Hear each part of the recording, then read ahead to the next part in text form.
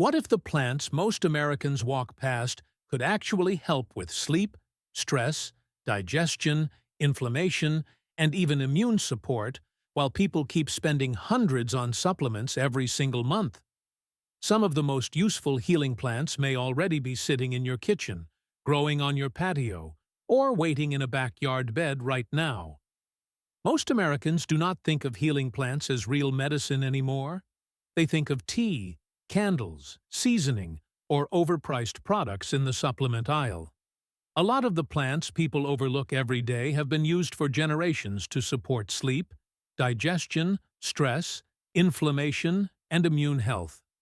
Many of these are already in your kitchen, on your patio, or growing in a backyard bed. People spend hundreds on wellness products, but for that same money, you could start growing some of these yourself. So, in this video, we're going through 10 healing plants Americans see all the time, but rarely realize are this useful. And stay with me, because number 3 is backed by surprisingly strong research, and number 1 is probably in your kitchen right now. Lavender is one of those plants almost every American recognizes right away. You see it in candles, pillow sprays, and bath products. Most people look at it and think, nice smell, pretty plant, maybe good for a relaxing vibe. Lavender has always been more than that. For a long time, people used it to settle the nerves, ease tension, and help the body slow down at the end of the day. That makes a lot of sense now because stress and bad sleep have become so normal that people barely question them anymore. Lavender stops looking like decoration and starts looking like one of the most practical herbs you could keep around.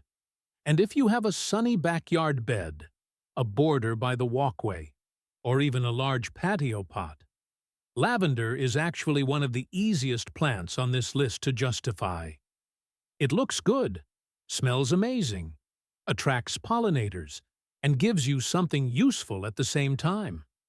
A lot of people spend money every month on sleep gummies, calming teas, diffuser oils, and wind-down products.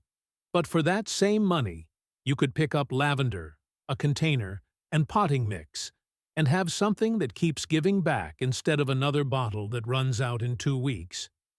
You can dry it, keep it near the bed, blend it into tea, or just let it become part of your evening routine. And that's the pattern this list keeps revealing. The plants people dismiss first are often the ones quietly doing the most. Now, rosemary is even more overlooked because Americans already treat it like a basic kitchen herb. It's on roasted potatoes, grilled chicken, holiday meals, and those little porch herb planters people forget to water for 3 days, and then somehow rosemary still survives. It feels so ordinary that most people never stop to ask whether it might be useful for more than flavor. Rosemary has been tied to memory and mental sharpness for a very long time, and modern interest has made that connection a lot harder to ignore. The U.S. market is packed with brain support capsules, focus powders, nootropic drinks, and productivity supplements. Meanwhile, rosemary is sitting in the spice rack or growing in a pot by the back door, and people barely give it a second thought. What makes it powerful in content is that it connects directly to real American life. Mental fatigue, distraction, information overload, and the feeling that your brain is always on, but never fully clear. From a gardening angle, rosemary is one of the smartest herbs to grow because it actually fits how people live. Warm climate? Put it in the ground. Cooler area? Grow it in a container on the patio or porch. Either way, you can snip from it constantly. So, instead of buying another focus formula, you're growing something you can cook with every week. It's not just health, it's usefulness. Roast vegetables with it, add it to soups, infuse it into oil, and suddenly, the line between food and function starts getting really thin. Chamomile might be the most underestimated gentle herb on this list. In America, people know it as bedtime tea, It's the tea you drink when you want to feel cozy, tired, or vaguely healthier before bed. And because it feels soft, a lot of people assume it's mostly ritual. Just warm water, a nice label, and a calming idea. Chamomile has held on to its reputation for generations for a reason.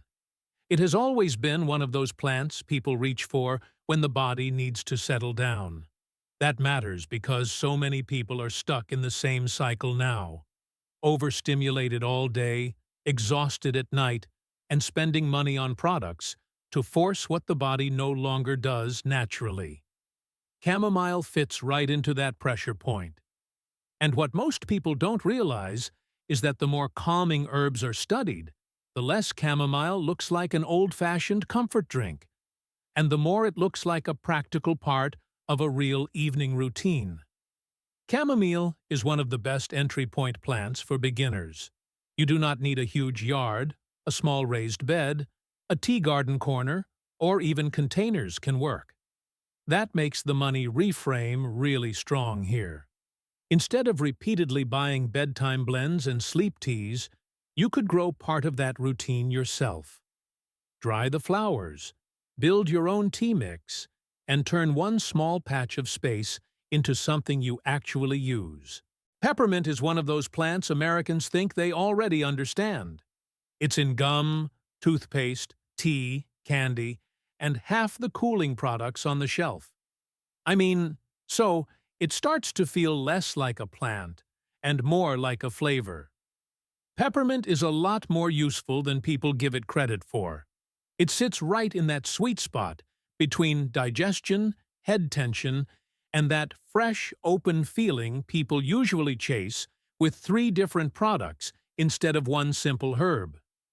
It connects to real life fast.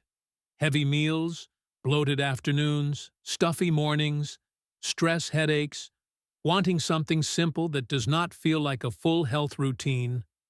Peppermint fits those moments naturally. It does not feel exotic. It feels practical. And honestly, that makes it stronger for an American audience because people do not need to imagine some rare herbal lifestyle to see the value. They already know the plant. They just have not been thinking about it the right way. Peppermint is one of the easiest wins here. In fact, it grows so aggressively that most people are better off keeping it in a container on the patio, porch, or balcony. That makes it perfect for small space growers. And here's the money reframe. People buy digestive teas, breath products, cooling drinks, and mint-based relief items over and over, usually in tiny amounts with different labels. But for that same money, one healthy peppermint plant can keep producing for months. Tea, fresh leaves in water, simple herb blends, even just grabbing a handful from outside. Elderberry is different because most Americans do not know it as a garden plant first. They know it from the supplement aisle. Syrups, gummies, immune blends, especially once cold and flu season starts creeping in. It shows up everywhere, and because of that, a lot of people assume it is just another wellness trend with seasonal marketing behind it. But here's the surprising part. Elderberry has a much older identity than that. Long before it became a bottle on a store shelf, it had a reputation as one of those plants people reached for when sickness moved through the house. Because elderberry feels more serious the moment you place it in real American life. Flu season is not abstract.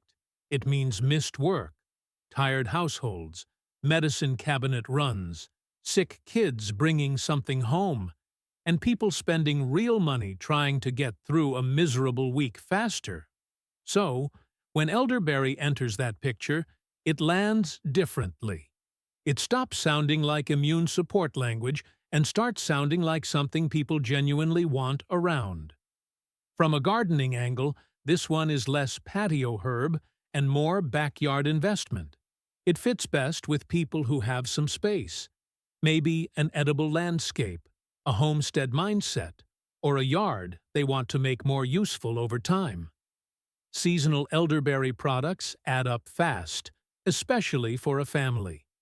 But a plant in the yard shifts that pattern from repeat buying to long-term supply.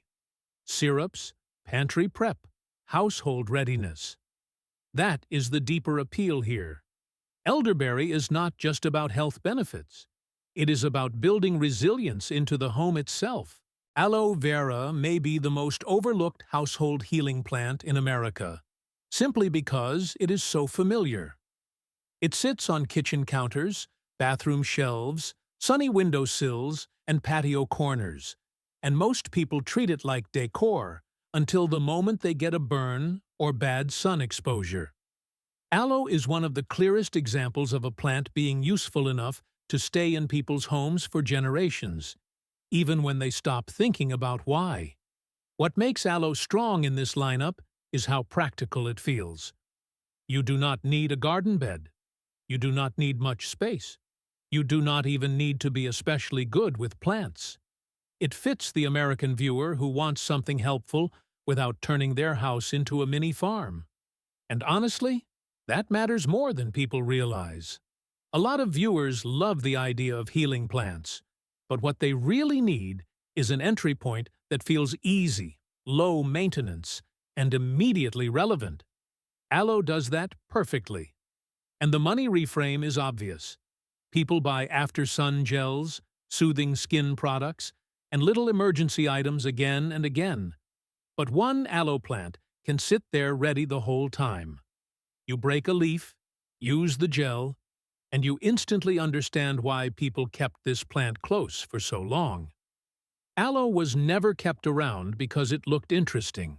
It stayed because it was useful. And once the list gets here, the pattern becomes hard to ignore. Some of the best plants are not the rarest ones. They are the ones already living in American homes, waiting for people to see them differently. Turmeric is one of those plants Americans mostly know through packaging. Capsules, wellness shots, golden milk powders, supplement blends. People recognize the name, but they usually experience it as a product first, not as a real plant with a bigger story behind it. But here's the thing. Turmeric matters because it sits right in the middle of one of the biggest health conversations in America: inflammation. And once you frame it that way, it stops feeling like a trendy spice and starts feeling a lot more serious. People are already spending real money on products aimed at joints, recovery, aging, and long-term health support. So the money reframe lands hard here. Instead of constantly buying anti-inflammatory powders and blends, turmeric gives viewers a different lens. Food, function, and even growing can all connect in one system. A lot of people still do not realize turmeric can be grown in containers in the right warm setup. So now it is not just something from a supplement shelf. It becomes something you can cook with, use often, and potentially grow yourself. Echinacea is one of the most useful plants in this video from a storytelling point of view because Americans already know it from two separate worlds. One is the supplement aisle where it shows up in immune support products. The other is the garden where it appears as that beautiful purple flower in pollinator beds and perennial borders. But most people never connect those two identities. They either see a flower or they see a supplement ingredient. And honestly, that is what makes echinacea so strong. It gives beauty and function at the same time. For a U.S. audience, that matters a lot. This is not some rare exotic herb people have to imagine from a distance. It already fits American yards, native-style beds, cottage gardens, and medicinal garden spaces. So the value reframe becomes very clear. Instead of spending money on one thing for landscape beauty and another for wellness support, echinacea can live in both worlds at once. And that gives the plant a different kind of authority. It feels rooted, familiar, and practical, which makes the health angle land much more naturally. Ginger may be one of the easiest plants on this list for Americans to believe in because it already feels useful in everyday life. It is in grocery stores, tea blends, soups, juice bars, wellness shots, and all kinds of feel-better fast products. Most people already associate it with nausea, digestion, or just that warming comfort you want when your body feels off. But here's the thing.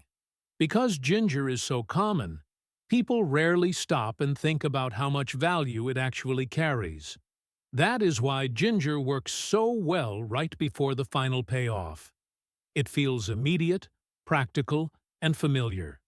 You do not need to convince people it belongs in daily life because it already does. The money reframe is strong, too. Instead of paying premium prices for bottled ginger shots, digestive chews, or branded wellness drinks, people can buy fresh ginger once, use it constantly, and even grow it in containers with the right setup. And this is where the bigger message starts locking in. Some of the most useful support plants are not hidden in some expensive health aisle. They are common, flexible, affordable, and already close to the way people actually live. Garlic is the perfect final payoff because it is already in almost every American kitchen. People use it in soups, pasta, marinades, and roasted dishes all the time, but rarely think of it as anything more than flavor. But here's the thing. That is exactly what makes it so powerful. It is cheap, familiar, and hiding in plain sight. And this is where the message of the whole video comes together. While people spend money on immune products, wellness formulas, and expensive natural support blends, garlic is still one of the simplest and most practical plants they can buy, use, and even grow. That money reframe hits hard because garlic is not some rare health product. It is already part of everyday life. From a gardening angle, it works perfectly too. Garlic is easy to grow in raised beds or containers, stores well, and fits how Americans actually cook. And honestly, that is why it deserves the #1 spot. It proves the biggest idea in this video. Sometimes the most useful healing plant is the one already sitting in your kitchen. If this exploration has changed the way you look at the common plants in your home and garden, please subscribe and like the channel. We are uncovering the natural wisdom and history that often gets overlooked in the modern world. Let's cultivate a healthier future together. Our next deep dive into nature's hidden treasures will be opening soon.